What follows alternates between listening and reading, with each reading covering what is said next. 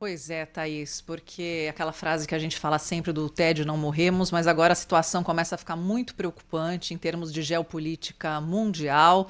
A gente está falando do conflito entre Israel e o Irã com um novo e importante elemento entrando nos bombardeios, que são os Estados Unidos. Por isso, nós convidamos o professor Leonardo Trevisan, professor de Relações Internacionais da SPM, professor que sempre está conosco analisando os principais contextos históricos do mundo. E olha, professor, eu só digo que a coisa vai aumentando. E começo perguntando para o senhor se o regime iraniano tem muita oposição dentro do próprio país, dentro do próprio Irã mesmo. E os ataques israelenses podem provocar, essa é a questão difícil, mas o senhor sempre responde e nos dá uma luz. Podem provocar uma mudança no regime dos ayatolás ou isso pode unir o povo iraniano? Como é que o senhor analisa, professor? Um bom dia para o senhor. Bom dia, Sônia, bom dia, Thaís, bom dia, Pedro, bom dia, Cláudio, né? Bom dia a todos que nos escutam. Essa pergunta é essencial, porque, inclusive, o presidente Trump, né, de olho essencialmente no seu eleitorado, né, ele não está falando conosco, ele está falando com os 40% que o seguem nos Estados Unidos, é disso. Né? A gente imagina que ele fala bobagem, não é bem bobagem para quem, né? Ele segue os cliques, né? Ele toma cuidado com os cliques e observa muito bem qual é a maré que ele está indo. Né?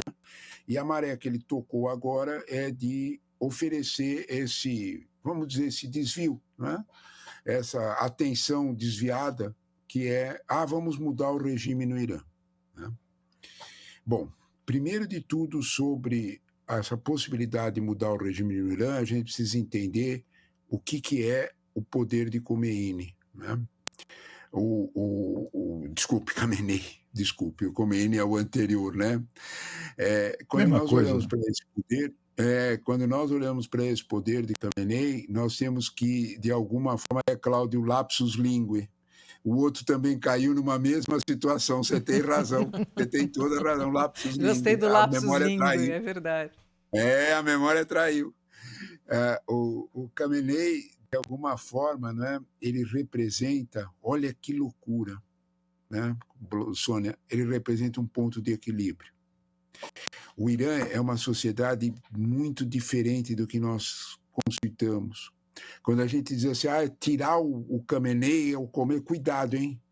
Porque se a gente olhar para tirar o Khamenei do ponto de vista dos conservadores, há gente muito mais radicalizada do que o Khamenei. Se alguém tem alguma dúvida sobre isso, pensa no nome de Mahsa Amini. Mahsa Amini era aquela jovem, 22 anos de idade, errou de colocar o véu, a polícia política pegou, ela morreu. Né? Os protestos pela morte dela geraram 500 mortos com massacres. Tem uma polícia Tortura. efetiva de costumes no Irã, pesada, que não é só de costumes, é de manutenção do regime. Ok, então nós temos esse lado de risco no Irã, o lado conservador. Nós temos um lado progressista no Irã, um outro lado. O Irã é uma sociedade de quase 100 milhões de habitantes, com classe média constituída, a gente tem um engano sobre o Irã. O Irã é um excelente negócio para a China, depois nós falamos sobre isso. Né? Tudo aquilo que o Ocidente negou de negociar com o Irã, a China esfregou as mãos e disse, negociamos nós. Não tem problema nenhum. Porque eles têm como pagar. Eles tiram do chão 3,5 milhões de barris dia. Né? Isso aí é interessante. Né? Então tem um Professor, outro lado que é muito importante, que é a fração mais diferente da sociedade iraniana. Eu fui checar para ver a verdade. O Irã é o país mais jovem do mundo. O Irã é o país que tem mais gente com menos de 25 anos na composição da sua sociedade. É diferente de todo o restante. Por várias razões. Ele iniciou um bônus demográfico com uma urbanização forte depois da Revolução de 79, uma situação atípica, mas característica deles. Tem 100 milhões de habitantes. Essa juventude, entre aspas, essa parcela de classe média mais avançada faz cobranças também. Se você imaginar de tirar o ponto de equilíbrio, que é o Ayatollah, você vai ter um entrechoque entre pelo menos dois Irãs que terá cara de guerra civil. Do que vocês estão falando? Né? Então, quando a gente fala sobre isso, a gente olha para Iraque, para a Líbia, a gente olha para Afeganistão, e nesses lugares a substituição do regime criou feudalização. No Irã, isso teria condições fora que quase todos os estados árabes vizinhos têm minorias ou comunidades xiitas. Isso provocaria incêndios. Esquecendo tudo isso, olha a geografia. O Irã tem uma posição estratégica no Oriente Médio, talvez seja o ponto mais sensível do Oriente Médio. Então, de algum modo, é uma frase apenas para os seus seguidores, porque, de fato, acho que nem Israel, em sã consciência, imagina substituir de uma hora para outra o poder de Khamenei, porque os resultados disso poderiam ser absolutamente imprevisíveis. Professor, há questões que é preciso a gente lembrar, né? A primeira delas é que o Irã não é um país árabe.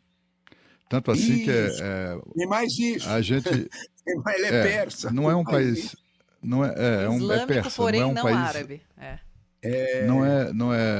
Bom, primeiro isso. Depois, assim, os ayatollahs se impuseram à sociedade iraniana através da força, da tortura, da perseguição. Muitos iranianos abandonaram o país, né? Com medo da repressão, etc. Tem um número que me parece espantoso, né, e que ilustra muito aqueles que afirmam que judeus e iranianos sempre foram amigas, sempre foram nações amigas, né? A população é amiga, se gosta. Esse é o número que eu queria citar. Em Israel vivem, um pequeno país de 10 milhões de habitantes, vivem lá 250 mil iranianos, vivem em Israel, né? E com toda a liberdade que não tinham no Irã. Além do mais, é preciso observar que o Irã, talvez por ser uma ameaça concreta aos vizinhos árabes, é que não tem nenhuma manifestação de solidariedade ao Irã, como teve, por exemplo, do Brasil. O Brasil apressadamente já divulgou nota bajulando a tirania iraniana e sem mencionar os estragos que o Irã faz com seus bombardeios em hospitais, escolas, etc., população civil lá de Israel. Bom, mas o que eu gostaria de destacar, professor, é exatamente essa falta de solidariedade dos árabes em relação ao Irã. Não há essa solidariedade, né? Talvez tenha ali uma certa torcida para que eles produzam mais estragos do que estão produzindo no Irã, inclusive matando pessoas e ferindo. Talvez haja ali algum tipo de torcida um tanto quanto escamoteada, mas eles não participam disso, não se metem nessa briga, ao contrário do que aconteceu com o Brasil, por exemplo, e além do mais, não se manifestam de modo algum, nem de longe, solidários ao Irã nesse momento. E, além do mais, a gente também precisa lembrar, né, que o mundo, professor, cá para nós, é muito mais seguro com o Irã sem bomba atômica, né? Porque o Irã, ao longo desse período dos ayatollahs, vem reiterando com frequência impressionante, assustadora, né? O seu plano, o seu projeto, dar declarações às autoridades iranianas nesse sentido. Estamos projetando, programando, varrer do mapa o Israel e os Estados Unidos. Os Estados Unidos foram lá e, como disse o Trump, tirou a bomba atômica das mãos dele. O mundo não está mais seguro agora que o Irã está mais distante da bomba atômica? Olha, primeiro de tudo, Cláudio, concordo com você, não é? Que nós, de alguma forma, olhamos para o regime iraniano com uma certa benevolência, porque, de fato, é tudo isso que você disse, né? Ele tem mesmo um perfil bastante autoritário, muito forte, não é? Mas o mais me interessou no seu comentário foi o fato de que os países árabes não manifestam nenhuma solidariedade. Ao contrário. Né? Vamos lá, isso é fato, não é nenhum segredo de Estado. Por exemplo, a Jordânia, né, que está no caminho entre Israel e Irã, abriu o seu espaço aéreo, já nos outros episódios, e nesse a mesma coisa, para que os mísseis de interceptação israelenses façam o seu serviço nos céus da Jordânia, antes de chegarem a Israel. Então, portanto, de alguma forma, os países árabes sunitas têm diferenças com o islamismo praticado no Irã, que é persa, que é xiita, milenares. E isso não para de conter. Cultura é uma coisa muito forte. Então, portanto, eles estão se vendo de modos diferentes. Porém, de algum modo, sabe, Cláudio, a tua pergunta remete que a gente faça uma resposta concreta de porquê de toda essa guerra. Se nós não olharmos, a tua pergunta é muito interessante porque ela levanta qual é o motivo mesmo dessa guerra.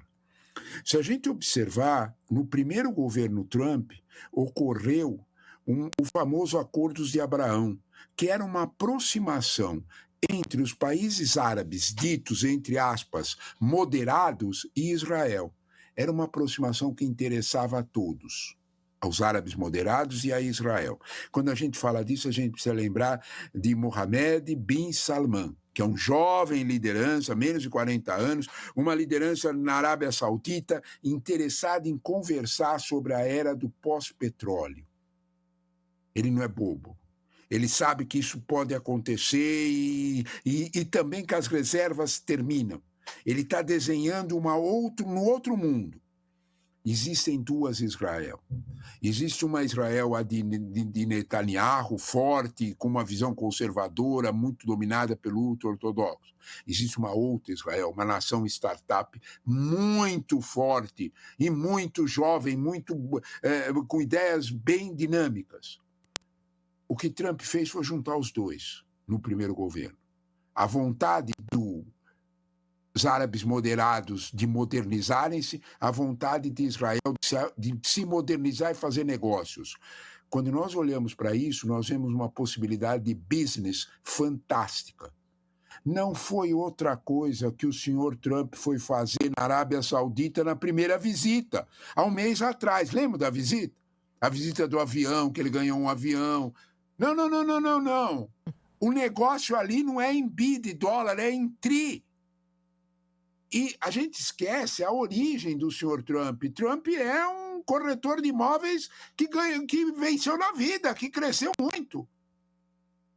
O Thomas Friedman chamou a atenção no New York Times para invasão do privado para os negócios públicos, porque até o genro ele levou para fazer negócio. Lembra-se disso? Então, quando nós olhamos para isso, nós entendemos melhor essa guerra. O Cláudio fez uma boa lembrança. Quando nós olhamos para isso, nós entendemos melhor essa guerra. Essa guerra é uma guerra entre os bons negócios e dois grupos que atrapalham esses negócios, xiitas e palestinos. Se eles saírem da frente, está resolvido o problema. O rumo eles já sabem qual é. Eles quem? Tanto Israel quanto os países moderados. Você tem toda a razão, Cláudio. Silêncio absoluto na Arábia Saudita. Se vocês se livrarem do Irã, melhor para nós, melhor para os negócios. Professor, o senhor está querendo dizer que essa guerra, no fim, não tem nada a ver de religioso, não tem nada a ver com bomba atômica, tem a ver com business? É isso. Se vocês me apontarem uma única guerra no mundo que não tem a ver com business, olha que eu vou gostar de ouvir, porque todas as outras, desde o Hammurabi, tinha a ver com business. E business pesado, business de tri. Cláudio, você tocou no X da história. Do que é que nós estamos falando de verdade? Né? Nós estamos falando de verdade de uma outra visão. Não é à toa que Netanyahu diz que quando tudo isso terminar, nós vamos ver um novo Oriente Médio. Eu acho que nisso ele tem razão, sim. Vai ser mesmo. Professor Leonardo Trevisan conosco aqui no Jornal Gente, nos ajudando a entender esse assunto complexo, né, dos conflitos que acontecem no Oriente Médio. Muito obrigado pela participação. Ao longo da semana, possivelmente, vamos voltar a nos falar, mas se não for até o fim da semana, em breve, né? Porque isso tudo está longe, muito longe de acabar. Um abraço para o senhor, viu? Gente, muito obrigado a vocês, Sônia, Thaís, Pedro, Cláudio. Uma excelente conversa com vocês sempre. Muito obrigado por ela. Professor. Bom dia a todos, Abraço, amigos. professor. Obrigada, a gente que Bom agradece. Já já tem mais informação chegando aqui no Jornal Gente, na Rádio Bandeirantes e também na Band News TV. Rede Bandeirantes de Rádio. Informação e o debate na mesa. No Jornal Gente, da Bandeirantes. A família cresceu e quer um carro maior. Ou precisa trocar de carro pra trabalhar. Tá esperando o quê? A hora é agora. Só no consórcio Volkswagen você tem um bônus de R$5.000 na contemplação para adquirir o novo Tera. Consulte condições no site consórciovw.com.br. Bora de consórcio, bora conquistar. Tem promoção imperdível para quem gosta de se divertir com o Tigre. Na BandBet você pode ganhar 100 giros agora mesmo. É fácil, só precisa apostar a partir de R$10 em qualquer jogo da plataforma. E pronto, ganhou 100 giros para usar no jogo Tigre Sortudo. 100 giros são muitas chances de ganhar. Acesse bandbet.bet.br e entre nessa diversão, mas só para maiores de 18 anos, hein? BandBet, um lance, infinitas possibilidades. Trânsito. Oferecimento Braspress, a sua transportadora de encomendas em todo o Brasil. Em São Paulo, ligue 2188-9000. Educador Paulo Freire, com muito congestionamento agora para quem vai no sentido da Ponte Aricanduva e do Alberto Badra. Trânsito travado desde um pouco depois da saída da Fernão Dias e da Dutra até o começo do Alberto Badra, caminho que deve ser evitado. No sentido contrário, boas condições, de olho também na Radial Leste, que em direção ao centro tem ali para na aproximação com o Alberto Badra e do Viaduto Bresser até a ligação. No Santander Empresas, o atendimento é dentro do seu negócio. É o banco que saiu do banco para entrar na sua empresa. Acesse santander.com.br/PJ.